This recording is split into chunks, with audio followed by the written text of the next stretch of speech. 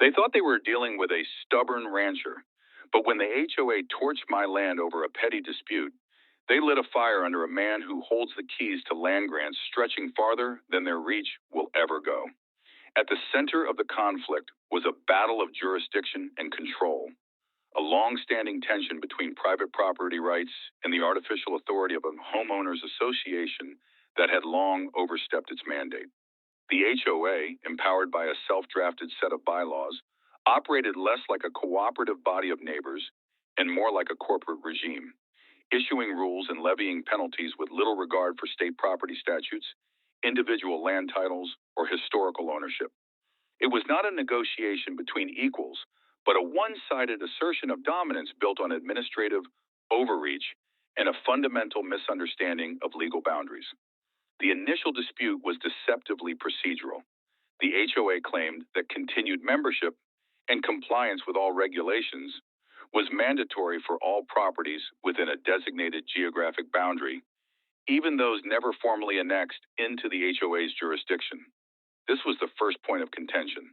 My ranch, a large and historically significant tract of land, was never subject to the HOA's formation documents nor legally incorporated into any common development plan.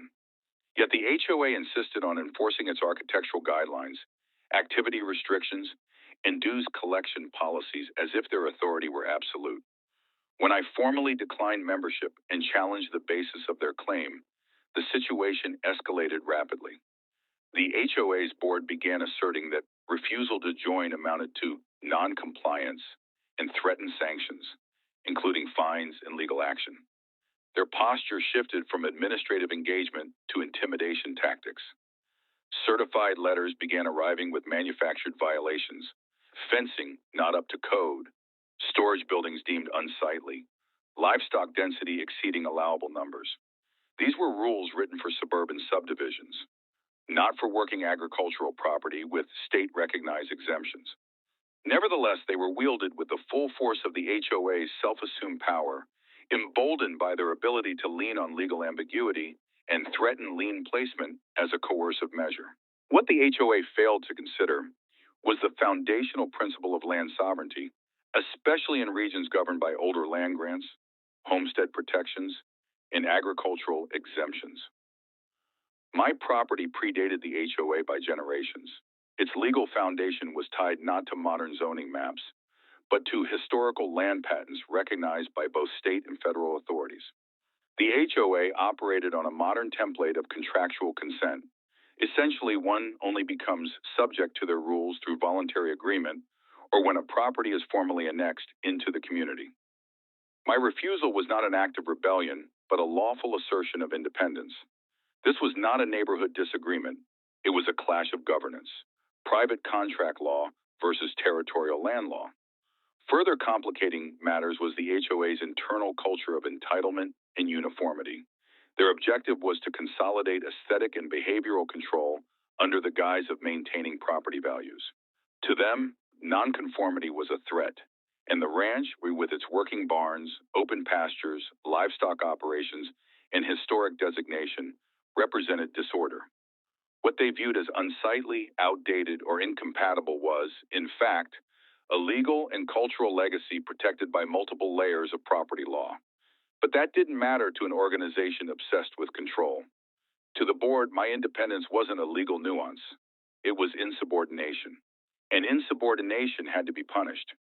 Tensions reached a boiling point when the HOA attempted to impose retroactive assessments for road maintenance and common area improvements, demanding payment for my property under the theory of community benefit. When this was legally contested and exposed as an overreach, the board began a campaign of targeted enforcement, attempting to use public nuisance complaints, county code enforcement requests, and even calling in environmental inspections without cause. This marked a clear shift from procedural misunderstanding to open hostility. The dispute was no longer about rules, it was about dominance. The HOA viewed my resistance as a crack in their authority. If one property could stand outside the system, others might follow. They were determined to make an example. What the HOA failed to grasp, and what would soon become their undoing, was that power without jurisdiction is just noise. The law recognizes boundaries, deeds, contracts, and historical precedents. Their threats lacked the force of law and relied entirely on fear, confusion, and assumption. They did not anticipate being challenged by someone with the means, knowledge, and legal standing to expose those assumptions as baseless. Their arrogance was matched only by their ignorance of who they were dealing with and what legal terrain they were treading on. This conflict, born from a flawed understanding of their own authority, marked the beginning of their downfall. In trying to enforce control where none was legally granted, they ignited a firestorm that would burn far beyond the fences of my ranch. What began as a membership dispute would unravel a larger network of abuses, expose structural legal weaknesses, and provoke a reckoning that none of them saw coming.